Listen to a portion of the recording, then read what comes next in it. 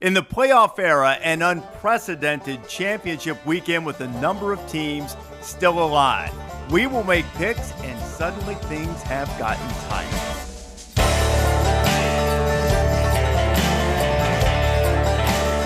This is the College Game Day podcast for Friday, December 1st, Picks edition. Rece Davis, Pete Thamel, and Stanford Steve here. Before we cut Taylor loose making picks, Steve, if you had to invent or prognosticate the most likely chaotic scenario for Sunday for the selection committee, what would be your preferred results to just see what they would do in selecting the 4-team field? Can I pick Iowa to win? I mean, if you want to. I mean, that seems impossible, but yeah. I think, yeah. All right, so we won't take that one. Obviously, Texas win, Louisville win, Oregon win, Bama win. And so that would just leave a conglomeration of teams. Oh, right. So you'd knock out. That would leave only. Did you say Michigan is the undefeated Michigan would be team. The only undefeated team. Yes. Everybody else would have one loss. That's a pretty good one. Well, I would ask you guys, what's the one game you want to see in the semis? It's a great question.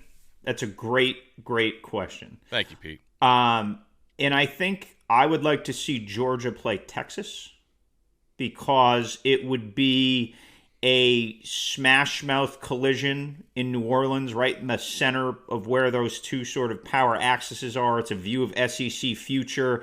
And I do feel like, considering how Texas's D-line eventually took over that game against Bama, that they could really pound with Georgia. I was going to say Michigan and Texas. And it's interesting that Texas, sitting there needing a little help, it seems, that both of us chose a game involving the Longhorns.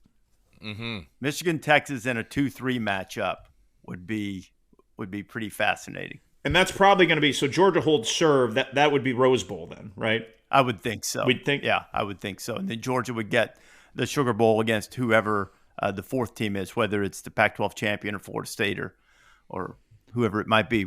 Which one, Steve? I want Oregon, Michigan in the Rose Bowl.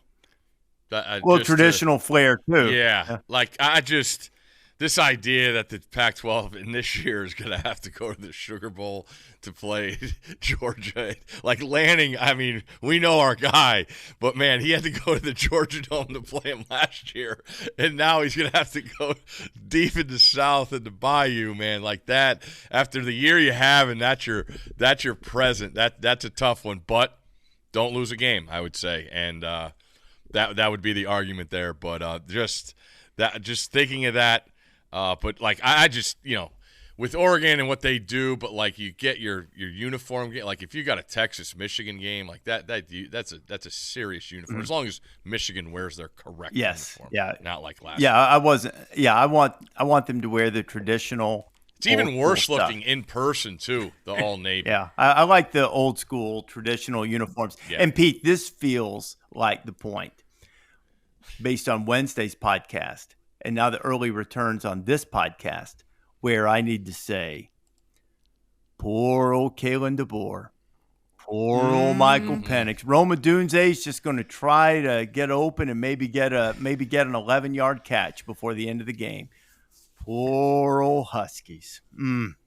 Feel badly for them. No shot. That Kalen DeBoer is good at winning football Nobody games, is giving them. He's just kind of good at it. Like he all of a sudden is like has no chance after being really, really good at it. He just hasn't lost a lot of football games. That would be his his legacy there. I did take a moment to send him a congratulatory message afterwards and said, "Don't start punting from your own 29 now."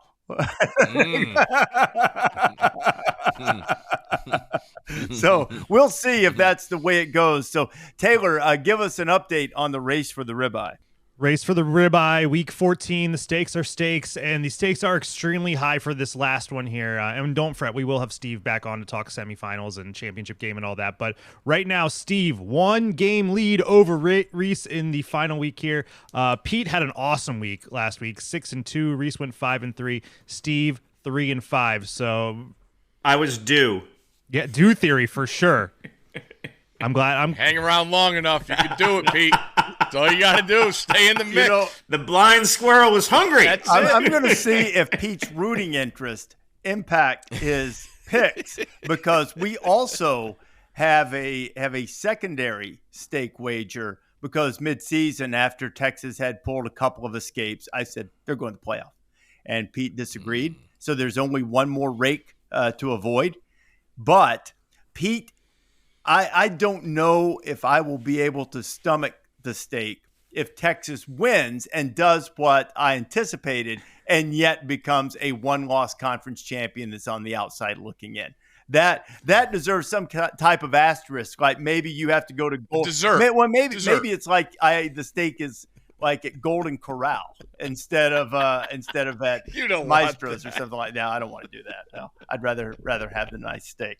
But that gives you an idea of the type of intrigue that we're looking at in this championship weekend. That Texas, with one loss in the final seconds to an arch rival in the Cotton Bowl, that would be the thing that would keep them out of the playoff, potentially, depending on results. That if Alabama were to end Georgia's 29-game winning streak, beat the Dogs in the SEC championship, win what, at least by the metrics and rankings, is still believed to be the most difficult conference, and a singular loss in September, to Texas keeps them out of the college football playoff. We are dealing with the type of drama and the number of teams with an opportunity unlike any we've had in the now 10 years or 10 seasons of the college football playoff era, and it's absolutely delicious. It could also turn in real chalky pretty easily, or come down to one question. It could pretty easily come down to one question, Texas or Florida State, if depending on what happens on Saturday. So let's make those picks, fellas. Taylor, get us started. We'll start in Conference USA. That is Friday night, 7 p.m. New Mexico State at Liberty. Liberty, a 10-point favorite. We'll start with Rece, then go Steve and Pete. What a great season for Jamie Chadwell and his first season going to Liberty. They're undefeated, dynamic quarterback. But in this game, getting 10 points with Jerry Kill, I'm going to take New Mexico State and take the 10. I'm not discounting the chance that Liberty wins the game, but the Aggies had the big win on the road against an SEC team, an opportunity to come in and finish it off with a championship in Conference USA. So give me Jerry Kill and the Aggies. And you think about where that season started with a loss to UMass. Like that was a great point. It was week 0. I'm like, I'll take Jerry Kill and against UMass in a spot at home they were. But you mentioned Jerry Kill, Diego Pavia, Rece. I think is something people haven't seen him. He's an absolute treat to watch. Plays quarterback like a linebacker. As tough as anybody out there. Word was, Pete, I think you heard too, like he possibly wasn't going to play against Auburn, knowing that they had this game. They go in there and win that game. He was awesome. I think it's too many points. I don't feel like Liberty has faced a guy like this in a system like this, and I just feel like Jerry Kill has this one circled. They had success last year against it. I know a different system, but Liberty's up against a great season, awesome story. But again, I'm with Rece, too many points. Did you see what Pavia did in that game against Auburn? They had a free play. He throws the ball down the field, Pete. I don't know if you saw it. Takes the shot at the play, gets intercepted. So now, just let it go. You're getting the ball back. So the guy runs it back and grabs the guy to tackle him, and then picks him up like Hulk Hogan and body slams the dude right on the sideline. And so he gets an unnecessary roughness penalty. So he gets the ball back, but they had to back up 15 yards. I mean, they play with a little bit of an edge for sure. Oh, yeah. They have a 33-year-old DC named Nate Dreiling who shut down Auburn. I mean, the guy's had an unbelievable season. One of the rising stars. He was D2 Player of the Year at Pitt State a couple years back. All that said, I really think the year that that Caden Salter is having has been a little bit underappreciated. 29 touchdowns, 5 interceptions. Jamie Chadwell is a quarterback magician, man. Like that guy just churns out winners and churns out yards. One of the great deft play callers. I just think Liberty's got too many weapons and too much firepower. I give Jerry Colella credit for maximizing, squeezing every drop out of them. I think Liberty rolls. I don't think this one's particularly close. Hey, before we jump to the next one, I just want to run through for what New Mexico State did against Auburn and give you a few numbers in terms of rushing yards. Auburn against Georgia, 219 yards, 5 yards a carry, 2 rushing touchdowns. Auburn against Arkansas, 354 yards, 6.5 yards a carry. Auburn against Alabama, 244 yards rushing, 5.8 yards per carry. Auburn against New Mexico State, 65 yards, 2.5 yards per carry, no trips to the end zone. So we'll see if they can shut down Liberty because, as we know, it's a different team every week, Taylor. The last Pac-12 championship game, pour one out. Oregon, a 9.5-point favorite against Washington. This is at Allegiant Stadium in Las Vegas. It kicks off at 8 p.m. Eastern time on Friday night. We will start with our guy, Pac-12 Stevie, and then go Pete and Rece. I asked on the call Monday, guys, have you met anyone or does anyone think Washington's going to win this game? And I'm still looking for one person. Can't find them. I do wonder about the tread on the tires of Washington. When you go back and look at this gauntlet we've pointed out every single week that they've been up against, what Utah and shutting them out in the second half and the game in the Coliseum and outscoring SC. You think about what's left, but there's plenty to play for. 7 one-score games they've won in this year, most in the country, and I have to take Washington here, just on principle and being in the game. There's still plenty to play for. Grubb and DeBoer will have a plan. I still think the one thing I will say about Washington, I think their defensive line has improved a ton. You start seeing Trice. You saw it at Oregon State. He was phenomenal. Last week made some big plays. I think they got some things for Oregon's offensive line. The idea of Bo getting rid of the ball that quick obviously offsets everything. I'll take Washington plus the points. I just can't see Washington getting blown out. It's antithetical to the realities that we've seen for the past 12 weeks. For as much as everyone remembers that Oregon-Washington game for Lanning not kicking the field goals, 2 things stood out to me when you really think back. One is Oregon has a weakness at corner, especially depth when you get to the nickel corner and the extra corners. And Roma Dunze is still Roma Dunze, right? And they're going to find ways to get him the ball. He's probably become my favorite player in the country this year. What a wonderful, talented, really just a really, really special player. And I don't have faith in the Ducks stopping them on the outside. So the combination of that and Kalen DeBoer, and they're underdogs. No, they're going to play so free. I like Washington here, and I think Washington's going to win the football game. Washington hasn't had an elite performance really since Oregon. USC pretty good on offense, obviously, but SC, defensively was a train wreck by then. Almost all of Dylan Johnson's 5 million yards came before contact. But other than that, they've had a couple of good performances, but not great ones. There are some extenuating circumstances in Corvallis with the weather. I think they're due a great performance. And there is no way that, even though I think Oregon is elite, and I think both teams, midseason, I thought both teams were capable of winning the national championship. I will admit I'm a little more skeptical about Washington's ability to do that now, and not as skeptical about Oregon's ability to win it all if they get in the playoff. But there's no way I'm laying 9.5 against that team in purple that we've seen a couple of times this year and seen on TV every week. No way. I'm taking the points, and I too think they have a chance to win the game. And I think if it gets tight at the end, they've proven that they will make plays and they are fearless in play calling. And whether whether it's obviously the option play, which turned into an end around against Washington State, or the game against Oregon where they took consecutive shots and went boom, boom, and scored in the clutch in the fourth quarter against them. They are fearless. And I'm not laying that many points against Washington, so I'll take the Huskies. Come on, man. You got to catch up to Steve. Picking my spots. He knows what he's doing. No, I don't either. I'm picking There's a plan behind that. I'm picking my spots. Picking my spot.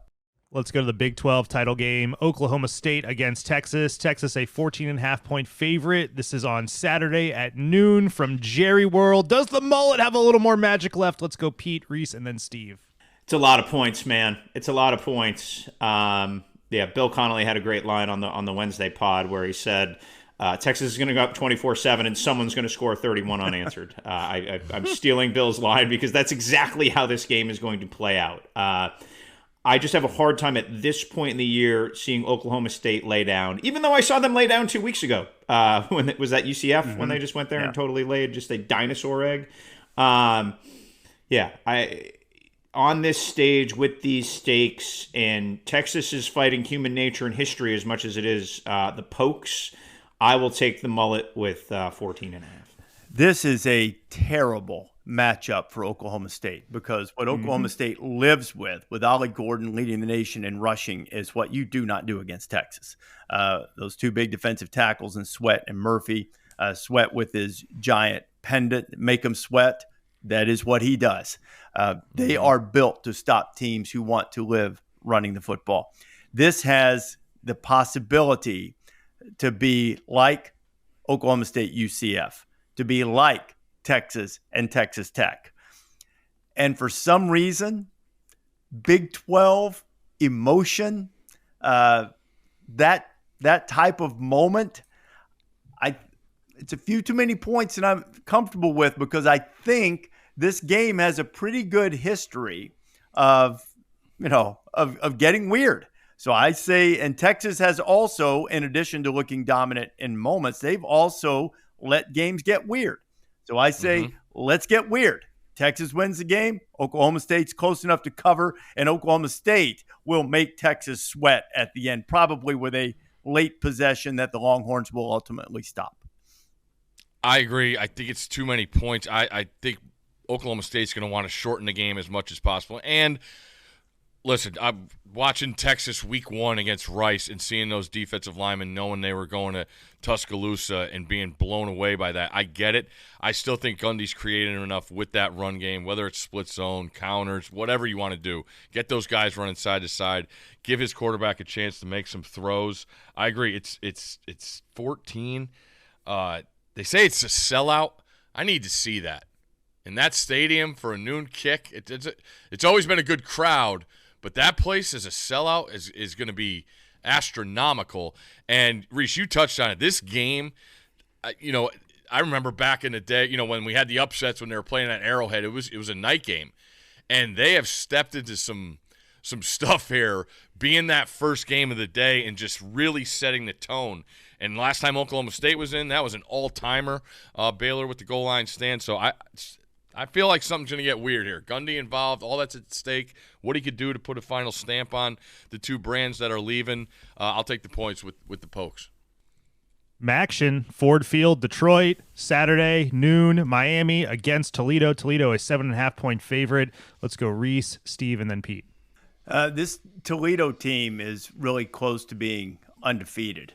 Not far at all. And it's probably a surprise that at least this far their coach is not on the move. Miami's played good defense. They lost their quarterback earlier in the season. They've stuck around in these games, and I think Toledo's probably got a few more weapons. I'm on principle against laying the number in a MAC game, but with backup quarterback, even against that defense, I'm gonna go ahead and anticipate that Stanford Steve is going to want to take those points with the Red Hawks, and I'm going to go with the Rockets and lay the 7.5. Okay, 7.5 is a key number. I had Miami of Ohio on the fridge the last time these two teams played. Gabbert was the quarterback. You're just trying to kiss up to our boss. We know. Oh, Big Red? Yeah, for sure. I wouldn't hear the end of it, so at least he loves making fun of my losses. I could take his team with a loss here if they lose, and then he can't say anything. So give me the boys from Ohio in Miami. Big game. Plus 7.5. Big game now. All of a sudden, that just got bigger between the two of us. Seesaw is starting to tilt. I am, doing this 20 years, as confounded as anything I've ever seen in terms of the coaching carousel, that Jason Candle has not landed one of these high-profile jobs. And I think the thing that's impressed me about his tenure is when he won the MAC early in his career at Toledo, he did it go, go, go, big offense, one of the elite play callers going down the field. And he has since essentially recalibrated the program. And again, good coaches play to their strengths. And they are now much more balanced. They lean into their defense. Folks watching the Maction game, NFL fans will really enjoy seeing Quinyon Mitchell, the corner at Toledo, who's going to be probably a top 75, top 50 pick in the NFL draft. And not surprising, Toledo is top 10 in the country in pass efficiency defense. They're an elite rush offense.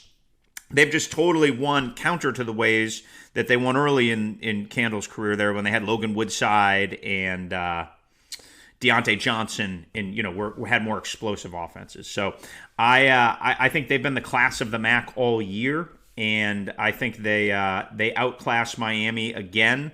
I know it was obviously a closer game on the road last time. I think they cruise, and we see a sad Big Red on Saturday on the game day set. Let's go to the Mountain West Championship game. This one also at Allegiant Stadium in Las Vegas. It kicks off at 3:30 p.m. Eastern on Saturday. That's Boise State against the Barry Odom Moments, UNLV. Let's go Steve, Pete, and then Rece. I'm in the tank for Barry Odom, so I'm taking UNLV. Boise has been a different team since they fired their head coach. And it's funny, all the prognosticators, and they are so scarred by UNLV football that the betting and the money on this game I'm really fascinated by, because no one in the city of Las Vegas believes UNLV is going to win this game because of past history.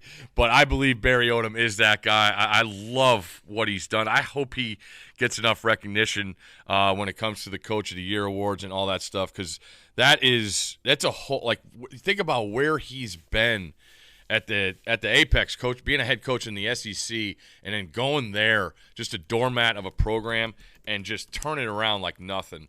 I just not enough credit for that. And time of year we focus on all the playoff stuff and everything gets circled around that, which is what everybody wants to talk about. But these are the great stories that I wish got more attention. So I'm in the tank for Barry. Give me the Rebs. I really think it's good. Two great stories colliding here when you got Barry Odom, who should be National Coach of the Year, right? He just should be. There's just the people in Vegas don't believe in him, Steve, because they get 50 years of empirical evidence. They can't believe that they watched every week. Yes. So give Barry a ton of credit. Give a ton of credit to Spencer Danielson, who took a program and gave it a lightning bolt, adrenaline shot, and has Boise rallied. Now, some of that's come because they've gotten a little healthy, right? Ashton Genty is back for Boise. They've done a really good job riding him these last two games. But, college football is a momentum and motivation sport at its core, right? And Boise has momentum because they're motivated, and that's a credit to Spencer Danielson. I feel like he's going to be raising that Mountain West trophy after a win by more than 3 points over his head. And the Boise decision makers will have some decisions to make. History makes you want to take Boise State, and I understand all of that. I just think that UNLV's season has been sort of charmed. They play really good defense. They can run the ball. Quarterback's big guy Maeva, who has had some clutch moments. I think that I think in this season in which the teams have come home and won games that they're favored to win for the most part, even though it's a small number in this game, I'm going to say that Boise State does not get this done that the decision makers for the Broncos have a little more to think about in the end, because they caught a little momentum. They got the interim head coach in Danielson to give them a jolt of energy, and then it all gets turned upside down by Bill Connolly's hero, Barry Odom, who solidifies his case for National Coach of the Year, and UNLV becomes the Mountain West champions. Let's go to the SEC championship game. Georgia, 6-point favorite against Alabama. This is at 4:00 p.m. Eastern. Let's go, Rece, and then Steve. Georgia has won 29 straight games, longest streak in SEC history. They have climbed every mountain there is to climb except for one. They've never beaten Alabama in the SEC championship game, and they can also add another loss in the city of Atlanta in the national championship game. This is, I think, the fourth time in the last, 10, 12 years or so that Alabama has been an underdog. It's been to Georgia, and Georgia hasn't won in that situation yet. Steve, you can correct me if I'm wrong, but I believe that Georgia was favored in the national championship game in 21. I might be wrong about that, but I think that's right. I'm not Is sure. it not? I'll double check. I don't know about that. Anyway, when Alabama's been an underdog to Georgia, they've found ways to win the game. Georgia's rush defense is not as good as it has been in recent years. Milroe creates an entirely different set of problems for Georgia's defense than they've seen in many occasions this year. The health of Jace McClellan is certainly an issue for Alabama. The health of Brock Bowers is an issue for Georgia. And if he can, and even if he feels good in the pregame, does it continue to stay that way? You've got a little subplot. There are a couple of former Bulldogs playing for the Crimson Tide. First time they've seen them in Jermaine Burton and Tresma Mitchell, the linebacker. Alabama's red zone offense has been outstanding. Long streak of touchdowns came to an end against Auburn last week. And, of course, they pulled that game out of the fire. But I can't get past one thing. I've thought all season that Alabama was a year away. Next year, offensive line, a couple of pieces on the offensive line are going to be older, more experienced. Milroe's going to be more settled in. And some of the stars on defense will also have a year under their belts. I think Alabama deserves a ton of credit for the improvement and growth, and they're a really, really good team. But I think Georgia's better. And I'm going to it's not going to be a blowout. It is a lot of points. But I will say that Georgia wins a really, really good game and wins it by a touchdown. I cannot wait to be there for this game. Last week, first time being at Michigan, Ohio State. But I picture this with an energy, because of the building and the teams involved, with an energy times 10 of what we saw in Ann Arbor. And I just can't wait. It's what everybody wanted at the beginning of the season. I agree with you, Rece, about Alabama still not being there. But when you look at the attack plans for both offenses, the versatility of Bama with Milroe, his improvement throwing the ball, and what he's been to do. We've talked about him, getting out of the pocket on when he should be all year, watching games with you. And, obviously something clicked, and it's been great. But when I look at Georgia, and you look at what's given Alabama's defense, it's that mobility at quarterback. It's involving the quarterback in the run. Georgia doesn't have that. And I think with those two guys, rushing the passer, and they were phenomenal against Auburn, just turning it up a notch in Braswell and Turner. I feel like they're going to make Beck uncomfortable. And I really think I think McConkey's a monster factor. It sounds like Bowers is going to be all right. But Georgia has a bunch of skill guys that, if they play, I don't think they're going to be 100%. And I love the secondary. I took a call from my man Cole Kubelik. I asked him flat out. I said, which secondary would you rather have? And he knows the SEC better than anybody. And we disagreed. He said Georgia. I say Alabama. I love what they bring to the table between the experience and the youth. And I think that's the difference. I think they make Georgia uncomfortable. I'm taking Alabama with the points. So both of these programs have evolved into modern football, and maybe they were late to it, right? Like the Saban Kirby mentality was always so defiant on defense and run and control the ball. And I think Kirby's willingness to really have an offense that's explosive has been an underrated part of this third iteration as they go for 3 in a row. The Georgia offense is flat out dominant. There's no other way to say it. And I feel like if you got a passing offense that's 8th in the country, whoever thought Georgia would have the 8th best passing offense in the country, the 8th best scoring offense in the country?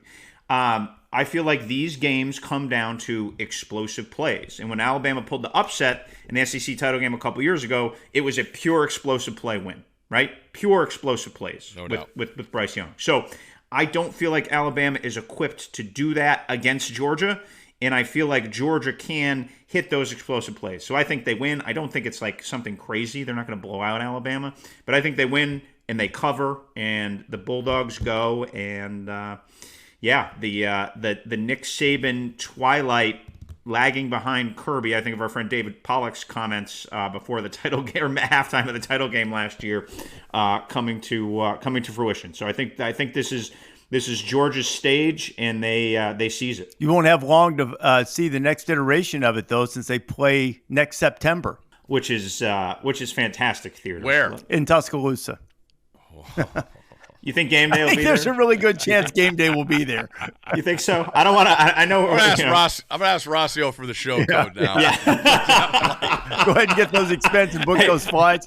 Tell Rossio. Hey, where are we staying in September? Whatever. Rossio needs to. He's the guy who takes care of all of our hotel stuff and everything. He needs to start finding some Does a great rooms job. in Tuscaloosa.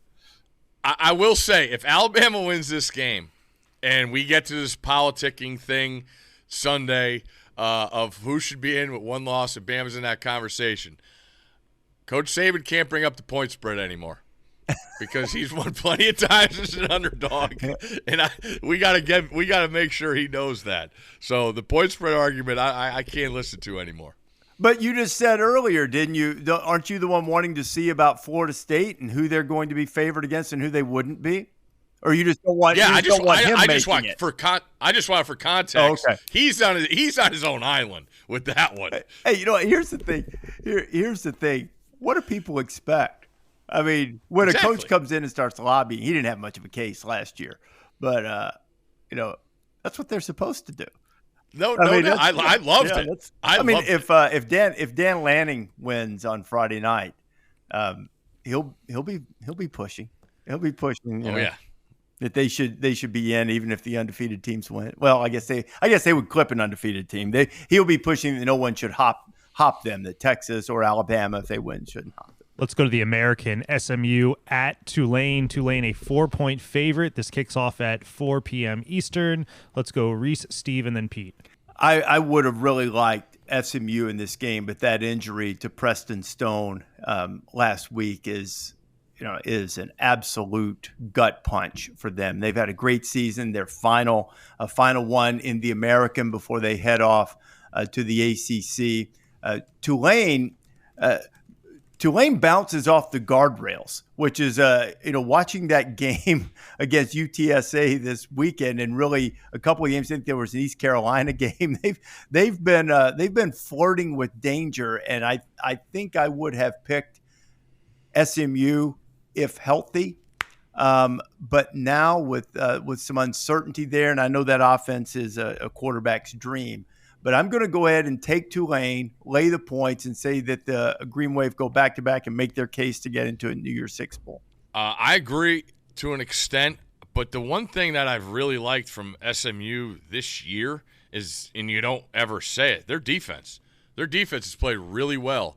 And when you look at Tulane, I get it, all the wins the last 2 seasons, but they made it close. Or I should say, Ole Miss scored late when they played them to make that score look a little different than the game went. But SMU's confident in their bunch, and I think it's a field goal game. So I'm going to take the points with the Stangs. If I could bet on Steve taking SMU, I would have made a lot of money this season. So I'm going to use my 60 seconds here to just take a moment and appreciate Tulane football. 23-3 the last 2 years. 11-1 this season, only lost to Ole Miss, which was a close loss. A victory over USC, Southern California, in the Cotton Bowl. That is fantasy land. Yeah. Fantasy land for Tulane, which was basically mired in a bad century of football until Willie Fritz showed up. So I say that to say that this could be the end of the Willie Fritz era here at Tulane. He's a target at Houston. That's not a secret. He could have had Georgia Tech last year. They didn't want to wait for him, which was crazy town, right? So he took an impossible job and made it possible. That's really hard to do. So I think they send Willie. And again, I'm not saying it's done or anything like that, but like there'll be after that game, there could be decisions to be made. If you're a Tulane fan, you'd feel really good if that job gets filled before Saturday. So salute to Willie Fritz and what he's done. They win by a touchdown, and they're having a cocktail in Uptown to celebrate. Pete, I will say that it sounded like the timing was everything with Stoops last week, right? Timing matters, man. The way the game.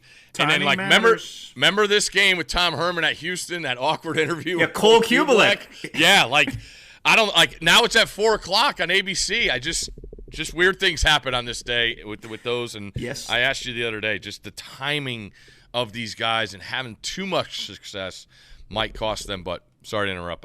No, it's a great point. So Willie's going to be coveted. He had stumped for the internal AD candidate, Courtney Gosha there. That didn't happen. They brought in David Harris from Northern Iowa. And so it's an interesting cross. There'll be more openings too. You know what I mean? There's going to be more shuffle in the carousel. But I just think whatever happens, if they could go back-to-back conference champions. And again, I don't want to discount that Bowden moment Tulane had. So they did have that. They did have the Bowden moment with Rich Rod as the OC and our friend Sean King playing quarterback in the the late 90s? 98, right? Yeah. So they have had a moment, but for Willie to do what he's done there these last 2 years is awesome, remarkable, and I hope they toast him at Tulane this weekend. Let's go to the Sun Belt title game. Appalachian State at Troy. Troy trying to win back-to-back titles. They're 6.5-point favorite. This kicks off at 4 p.m. Eastern. Let's start with Steve and then go Pete and Rece. Wow, this is a tough one because I got recency bias watching App State give it to JMU when we were there. But I love what Troy and that staff has done. That defense really, really puts pressure on you. I'll take Troy. One of my favorite lines of this offseason was from Troy coach John Summerall, who said they were a modest 12-2 last year. They won. If it wasn't as many one-score games as anyone in the country, it was darn. It was darn close to it, and they are now a modest 10-2 this year with losses to K-State and JMU in a very close game earlier this year. They are more explosive on offense than last year, so I give them credit for that. And I will look past their recent modesty, and I will take them against App State, who is hot, by the way. Like and they're healthy too. Nate Noel had been dinged up for a while when they struggled, but I just think home game for Troy. Those guys. I mean that program's become a stone cold winner under Summerall, and so I'm not gonna push back against that. Last time these two teams played, I believe it was when College Game Day was at Appalachian State. And They had the Hail Mary and won the game, did App State. They've had a lot of success against Troy over the years. I like Troy at home, but I think I smell a close game here. And I smell a little vintage Appalachian State, championship medal and pedigree. So I'm going to take the points, even on the road, and I'll go with the Mountaineers taking 6.5. Have they been known to pull an upset, App State? they've gotten one or two in their history. Let's go to the Big Ten title game, Lucas Oil Stadium in Indianapolis, Michigan. A 23-point favorite against Iowa. Kicks off at 8 p.m. Eastern time. While we were talking, I took Iowa to score first plus like 1,000. and then like even odds for them to hit the over on their first half point total, which is a half a point. So why not? Go. Let's go. We'll go Pete, Rece, and then Steve. Come on, Pete, do it. What was the number for? So this is what I'm going to do on this game. So the reason I'm on my heater at the end of the year is I keep picking the Iowa under. So I don't even know what the over under is. I'm just taking the under. All right, just have at it, gentlemen. No explanation needed if you've had your eyes open the last 10 years. Iowa under, go. I will take the over because I think Michigan will go over by itself. Iowa is a long time ago, but Iowa played Penn State, lost by 31. It's 31-0. Penn State at that time and still really had struggled a bit on offense. Michigan's a national championship caliber team. Iowa deserves all the credit in the world for getting to double-digit victories, for punting and playing defense, for going old school football and finding a way to win its division and get to the Big Ten championship game for the second time in 3 years.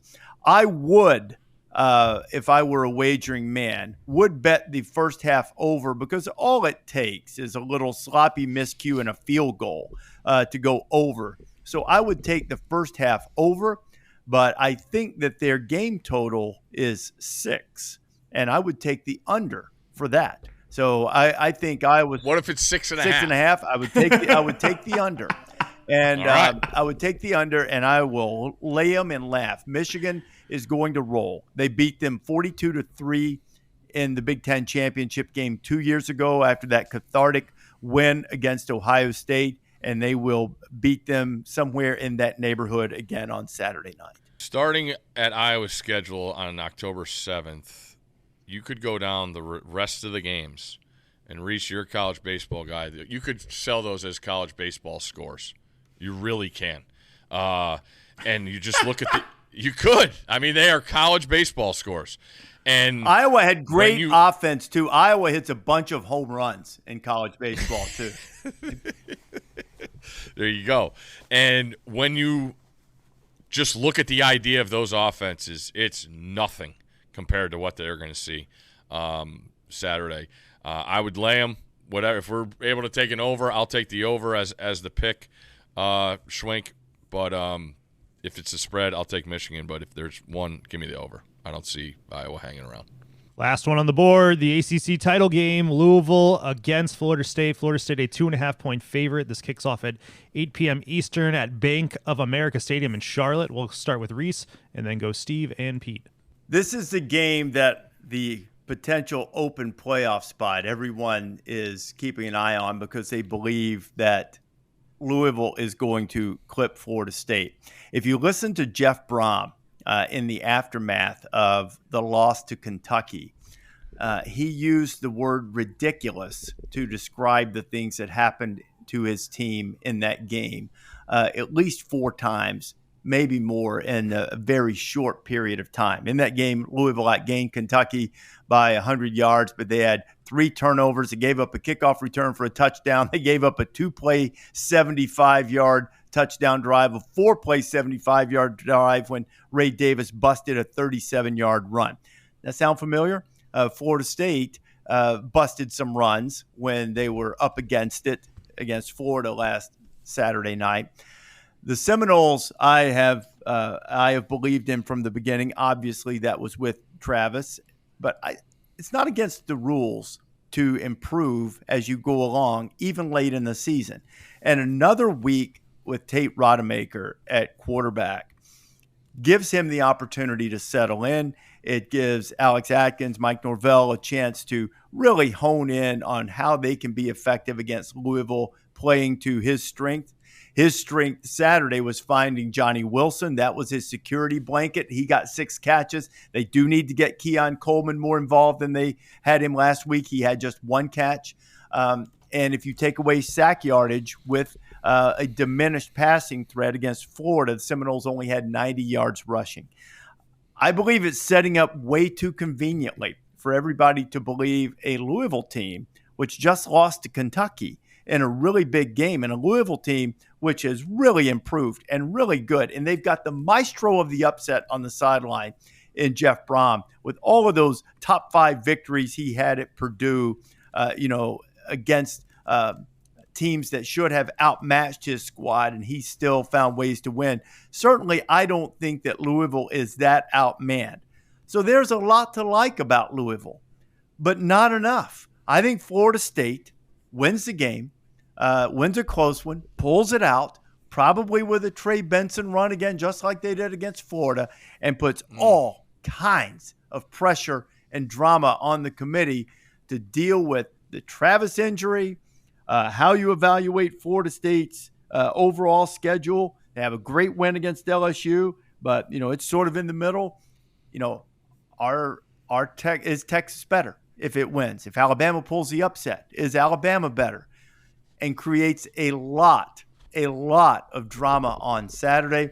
I'm going to say the Seminoles turn up the heat on the committee, and Mike Norvell and the Seminoles walk away with the ACC championship. Wow. I thought I was going to be the only one taking Florida State. I absolutely love this matchup. You touched on Braun, what he's done. I think these are two of the top 6 play callers in the sport. I really do. With when you look at what they have, I think the world of them. And Norvell has what it takes to get this. In the one scenario that no one has brought up is if Florida State puts one on Louisville in this game. Then that all the people that want the one loss team are going to be really, really up against it. If that happens, Steve, there's no there's not really any kind of argument. And that's to say, and it's fair because you have to. They've had a 2-game window to show improvement with the quarterback, and that is totally fine in my opinion. And you talk to lines makers, they don't know what to do because the volatility of Rodemaker can be, great to horrible, and I see good. And the difference to me, the way Louisville is, they're freewheeling. They're going to attack the Florida State defense. But with that, I still like the playmakers on Florida State's defense. I think they create turnovers, and that's the difference. Is Florida State gets great field position off of turnovers and more explosiveness. I agree with you on the Keon Coleman. I trust Norvell maybe more than anybody to get the ball in his best player's hands enough. And, I'm going to take the Seminoles too.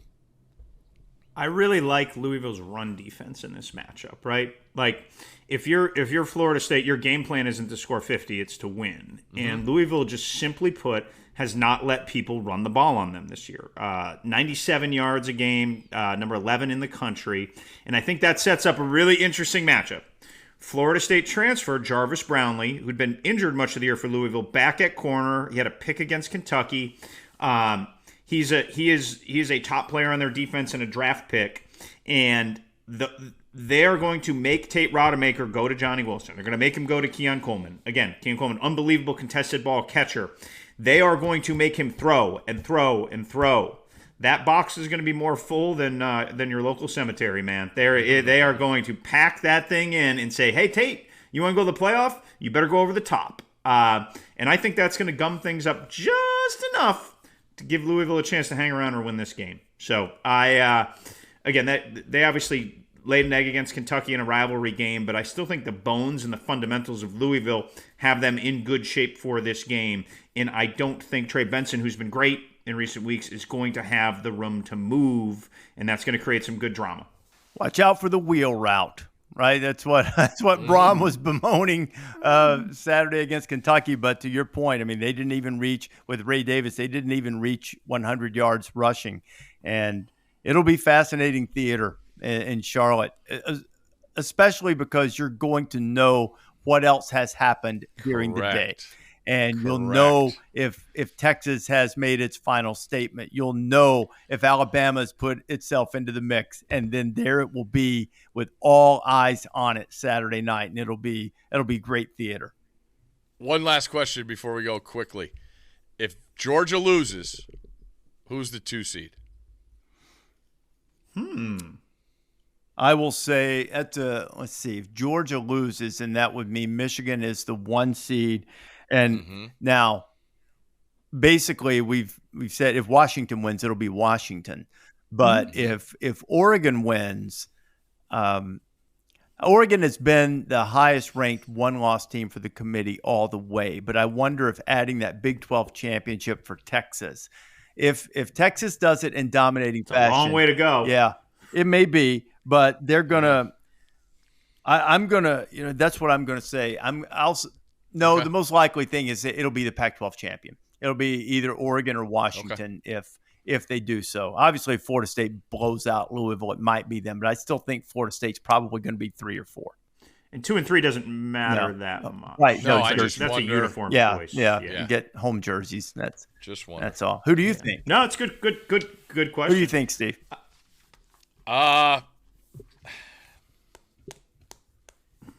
Oregon. Yeah. I mean, pretty good win if Bama gets it, man. The most fascinating thing will be is if that were to happen and the other things fall, that Alabama beats Georgia, knocks Georgia out, and also doesn't get in. And I know some people say that's preposterous, but they have the Texas problem. They have the undefeated teams in front of them problem. And they also, here's something that I haven't done a good enough job pointing out. There have been years when, I mean, they've probably gotten some benefit of the doubt. No one has gotten the benefit of the doubt historically by the committee like Ohio State. Ohio State's got more benefit of the doubt than anyone in the 10-year history of the playoff. No, but there have been times when Alabama has gotten the call, once over Ohio State. But in those seasons, Alabama had done a lot to make you watch them and say that's an unequivocally better team. I don't see that this year. So I don't think it would be some great travesty, depending on the other results, if they win and wind up 5th. It's just, I don't know that they have separated I don't think they have. They've improved. They're really good. They'll be worthy if they get in with that win. But I don't know that you look at them and say that they have separated from everybody else the way they have in some years. Is that reasonable? Absolutely. Fair. Yeah. No doubt. So, very fair. Do you think it'll happen, Steve? Do you envision the scenario in which Alabama upsets Georgia and is on the outside looking in Sunday? I do not. Pete? I don't want to put it off the table at this point. I don't want to put it off the table just because there is a confluence of circumstance that is fantastic. And again, we can't root for teams, but we can root for chaos. That'd be some fun chaos. And the other thing too, I had Marissa Dowling look up win-loss record against CFP ranked teams. Adding to it, and if Alabama were to win and they do make it, and I start questioning Boo as to why over somebody, it looks as if they will have as many. They will tie. At worst, they will tie for both number of wins against teams currently ranked by the College Football Playoff Committee. They're 3-1 right now. This would be their 4th win. The other teams with 3 are Georgia, and if Washington wins, Washington would have its 4th. But no one else has more than that. Michigan is and the SEC is SEC 7-9 out of conference, correct? Right. And see, I think that plays into it too, Steve, a little bit. I think that's all you have to with the Oregon Alabama thing, seeing the disparity right now. Mm-hmm. I think that's the one thing I haven't heard brought up a lot. But I figure, just look at that. That's the committee's taken that into account. I don't think they've looked at the SEC as being the same as it has been some years. And I think that's correct. Appropriate. I think most of the metrics still say it's the best, but there have been a lot of results to indicate that there's not this giant margin now. And, even though, Michigan's only 2-0 against ranked teams, but those two teams are in the top 10, right now. So they've got a pair of wins, even if you look at the overall strength of schedule number, which is fairly comparable to all of these other contenders. That's what's thrown off all the FPI rankings too. Yeah, and Georgia's the same way. They're 3-0, against teams that are ranked, but their overall strength of schedule is sort of a middle of the pack. And it's why we have a committee. I mean, if you want a formula, go ahead. But the committee's supposed to be able to employ some football judgment, and we'll see if they have the most difficult decision since the first year of the playoff, which I don't want to undersell how difficult that decision was when they were basically deciding among the two teams from the Big 12 who were co-champions, 12 and TCU and Ohio Baylor State. and Ohio State, who eventually got the nod and then went on to win the national championship. And also a reminder, kids, as we sign off on this Picks podcast and the last one before the college football playoff field is announced, performance in the playoff does not validate nor does it invalidate selection. There are two different processes that go through. There is selection, which stands alone, and then after that, the performance does not mean they got it right. It does not mean they got it wrong. It means they won the selection process. Now it's up to them to perform. Off the soapbox, please, I implore you, use good judgment, and by using good judgment, you would subscribe to the College Game Day podcast so you never miss an episode. And if you don't do that, the next best thing you can do is download it wherever it is you prefer to get your podcast.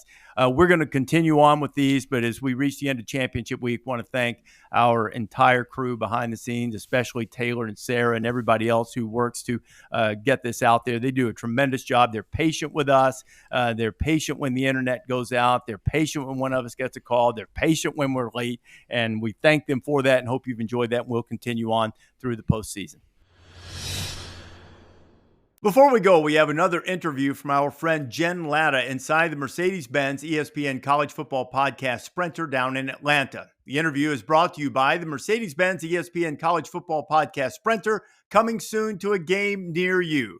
Visit mbvans.com/sprinterlabs to learn more. Now here's Jen Latta.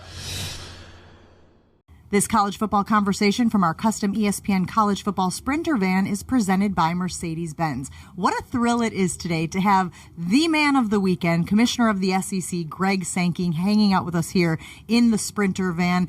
This is such a cool thing. You've got Fan Fest going on, obviously a huge game tomorrow right next door in the Mercedes-Benz Stadium. What is it like to be the SEC commissioner on this day? It's fun. It's intense. We begin really on Wednesday with student athletes being introduced to corporate career opportunities. We have some of our emerging athletic leaders for professional development. We have some meetings, which is just reality. Last night we had a dinner. So as we record this on Thursday night, we had a dinner with CBS, just honoring 26 years of broadcast, knowing we move to ESPN and ABC fully next year. And then preparations for the game and a lot of excitement and questions around this 1 versus 8 matchup. You know, we've had 1 versus 2 before, 1 versus 3, but the intrigue here with college football playoff selection looming on Sunday, I think, has brought another level of interest and intensity, which seems hard to believe, but it's upon us. I really look forward to the game on Saturday. It seems like there are conversations every year about the SEC being very top-heavy, and you've got your Georgias and your Alabamas. But I have felt in the last few years, you've really seen some of those other squads emerge. Mizzou comes to mind, and what Drinkwitz is doing there. How do you see the conference from top to bottom? When I began, I was asked about us being a one-team conference. It's interesting to see others that occupy that label now. We've had 3 different teams win national championships. You know, Missouri being in the top 10 of the college football playoff rankings. Ole Miss closely behind what Josh has done, Josh Heupel at Tennessee, to bring them back to, you know, a 6th ranking last year, top 25 this year. And you take a team like Kentucky that just went in on the road, defeated Louisville, that will be one of the 2 teams that finished at the top of the ACC standings. I actually think the notion that we're top heavy is a result of people not looking deeply at the level of competition, the level of expectation, the level of support, the level of athleticism and dedication that exists that provides for a great competition. And I love that you have always prided the SEC on not just being a football conference, that you talk about so many other titles that the SEC wins in some of the other sports as well. So let's talk about that Georgia-Alabama game, because it gets so much attention. There's so much intrigue. Nobody wants to write off the GOAT, Nick Saban, and obviously Kirby Smart has been doing remarkable things over the last few years at Georgia. How do you see this one shaking out? I would anticipate it being close. So I've looked at these articles on analytics, and this is the one game that's predicted as not quite 50-50. I think Georgia's the favorite, but it's like 54-46 winning percentage. They know each other really well. In fact, when I leave the podcast, I'll go see both in a coach's show we present on the SEC network. They each are interviewed individually, and then they come together. And every time they've been together, there's like this one new story that is like in the bag of stories from years ago when they worked together. I think there's a lot of respect between the two. When you look at the teams, last year's quarterbacks are both gone. You had a lot of newness, particularly relative to Georgia from what they had on the roster for the two national championships, yet they've performed well. I think there's a similarity in the focus, the week-to-week focus, the way expectations are set. And I would expect we're in what we saw perhaps in Indianapolis during the national championship game. You enter with a one-score differential in the fourth quarter, and the decision-making, the mistakes, the excellent performances will make those determinations. And we've seen it a few times in the biggest of stages, and that biggest stage happens in the conference championship this year. I saw you manning the sidelines at the Red River rivalry as Texas takes on Oklahoma, and they, of course, are joining the SEC. What do you imagine, what do you envision for teams like that can bring that environment, that bring that type of intensity, that can match, what exists currently in the SEC? What do you envision that addition doing for your conference? Well, that day, I had been near the game. I'd lived in Dallas for 11 years. I'd never experienced the OU-Texas game, and it was something to see. We have neutral site games, but the old Cotton Bowl with those tight stands and 90-plus thousand fans. Split right down the middle? Oh, yeah, and like Florida and Georgia split at the 50s, and that was split at the goalposts. Or no, I'm sorry, Georgia-Florida split at the goalposts. That split at the 50s, so you have this horseshoe of each side. It was a really, really fun experience. I had to leave at halftime, went to College Station for Alabama at Texas A&M, and I think we just add the big game feel to our inventory with both Oklahoma and Texas. And I had the opportunity to go to Austin last year when Alabama played there, and then in Tuscaloosa this year. And what excites me about our programs is you take Missouri, which we talked about, the sellouts they've had. Kentucky's conference games this year were all full, and the ability to bring teams through those locations more frequently, I think, will just magnify the interest. And our schedule is set up to go to a single division in the future, which means we're going to see teams in our communities with much more frequency than we have in our divisional format. And I tend to think it's always good to have more representation. The 12-team playoff will certainly do that for teams that are relevant at the end of the season. There's been so much evolution in the college football space in recent years with name, image, likeness, and whatnot. What is the future of college football? Is it this idea of a couple of power conferences, maybe similar to what the NFL has going? What do you see in the crystal ball? Yeah, that's a big question with a lot of possibilities. I work from our responsibility for the Southeastern Conference outward, and I think we do have a responsibility for all of college football and college sports. Being part of the Southeastern Conference is not right for everyone. And with all the movement that's taken place the last 2 years, I certainly had phone calls. And some of those phone calls were me saying, you know what, that's not who we are. So that doesn't cause me to just leap to something very different with only two conferences. I think there's value in the regional relationships and rivalries that exist, the regional competitions. Some would say we should just break football apart. My response to that is, how do I look? Last year we had the first draft pick in the NFL draft, the first collegiate draft in the NBA draft, the number one WNBA draft pick, the number one Major League Baseball draft pick. So how do I look at all of those non-football sports and say we're only going to do things for football because we're breaking it off in a different way? I think we have to think more deeply about how we change. In the next 5 or 10 years, I think the game looks much the same. There'll be tweaks and changes. We've seen that. We're going to have to adapt at the national level when we come together. As institutions of higher education, change can be hard on our campuses and around our campuses and even around sports. We're going to have to move more rapidly for adaptation. I don't think the status quo we have in the name, image, and likeness area, for example, can remain on a state-by-state law basis. Our student athletes deserve something better than what's happening now. I've been clear we're going to have name, image, and likeness activity, but it should be healthy. It should be above board. There should be consumer protections. And two teams from different states lining up to play a football game should know that their opponents are following the same regulations that they're required to follow under the law. I'm a storyteller by nature, as you well know, and so I think about you as a young man. What would young Greg think of the career you've had, your position in sports, your position in college football? It's an interesting week to be asked that question because for the first time in over 20 years, I attended a basketball game at what is now the JMA Wireless Dome in Syracuse, New York. And so that young guy, that young Greg, was first made aware of college sports through Syracuse University. They made a Final Four run when I was almost 11 years old in 1975. And I can remember listening to the radio, and it wasn't just an aha moment, but it was an introduction to the educational space in competitive sport, and that those two things could coexist. And I had the question you asked me, I was able to sit courtside with John Wildhack, the athletics director, next to LSU's bench watching the team, and I could point up to the rafters where I was in the 80s for a Georgetown game, or in the midsection when they broke the campus attendance record. And it was a moment to say,